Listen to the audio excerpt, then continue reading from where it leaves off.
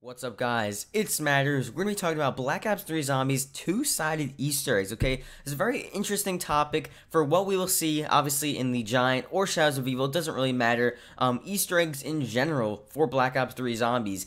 This is based on what we've seen with Black Ops 2 Zombies, because obviously, if you didn't know, Black Ops 2 Zombies, at least with Transit, Die Rise, and Buried, we had two-sided Easter eggs, okay? Now, it's pretty weird how this all works, but it made sense, and it was cool. You had Maxis' sort of storyline. In each map, you did Maxis' Easter egg, or you had Richtofen's storyline, and you did Richtofen's Easter egg, or you did both, and that was, like, the fun of it, really. When you got a new map, let's say when Die Rise first came out, it was so exciting, because you had to figure out Richtofen's side, and then you also had to figure out Maxis' side, and it's just such a cool experience, trying to figure out everything, doing different steps, different experiences, different funny moments, and just different takes on the map and the Easter egg itself for the map, obviously. Now, this is a problem, okay? Because it's sort of, or at least this is what people are saying.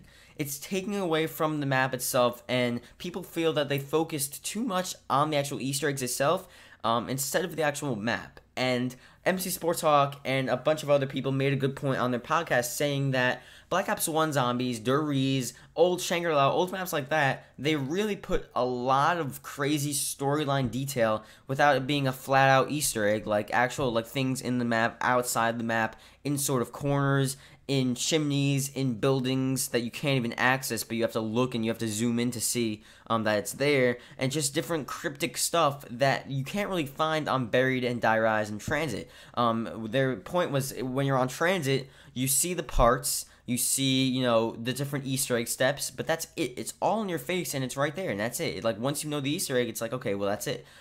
There's nothing really weird. There's no writing on the wall. There's no crazy sort of sculpture in the corner that means a huge deal to the Easter egg or the storyline in general. It's literally just you do the Easter egg, you get the parts, you go to the farm, and that's it. There's nothing like cryptic, there's nothing interesting, there's nothing really like detailed that they put a lot of time into to actually make the Easter egg, or at least the map, cool. Obviously, they're not necessarily taking away from the map design, or they're not taking away from the actual map experience. They're just taking away from the actual storyline itself, because once you think about the storyline, you're only going to think about the Easter egg, and it's going to get really repetitive and boring.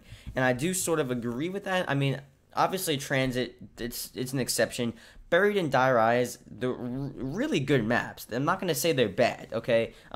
They're really fun. They're really cool, the way they all textured and the look of it, the themes. It was really interesting what they did. But I do sort of agree with the fact that it is just like a building. There's nothing behind the walls. There's nothing in the windows. And there's nothing in like a different a room. Let's say Die Rise, it's like a Chinese skyscraper, you know, two skyscrapers, you cross them. There's nothing really interesting inside like a copy machine room or inside a window to the right down a hallway. You can't really see anything. It's just there. And the Easter egg steps are just, they're in your face, they're right there. Once you know them, there's nothing else you need to figure out really for the storyline. The storyline is the Easter egg.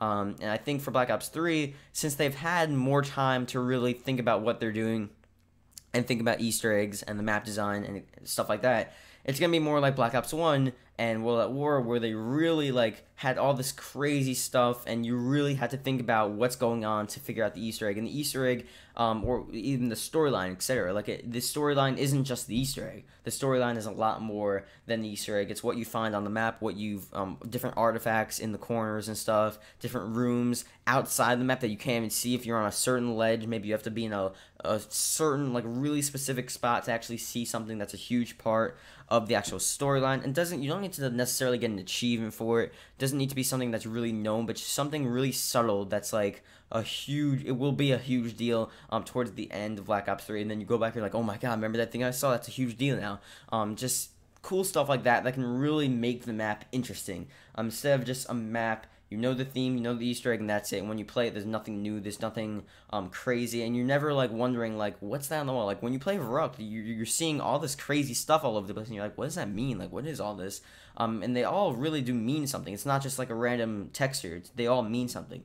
When I'm Buried, you look and you're like, okay, well, there's nothing really there's rocks, that's cool. There's buildings, there's shops, there's nothing really I'm really wondering about. Don't get me wrong, Buried's like my favorite map of all time. It really is. But I'm just saying, it's like, there's nothing really you can look for that would relate to the storyline or you become interested in or anything. So I don't know, it's just weird.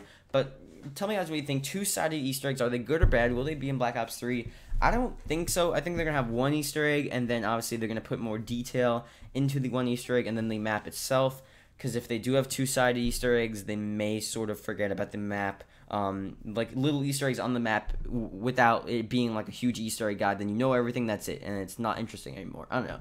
I just think they should put more really cool cryptic stuff, and yeah, I don't know, that'd be cool. Yeah.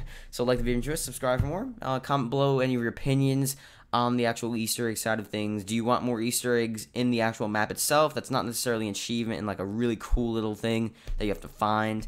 Or do you want just to be like Black Ops 2, where it's the Easter egg two-sided? There you go, 2 different Easter eggs. It's cool, but you know that's really it. So yeah, comment below, and I'll see you guys later.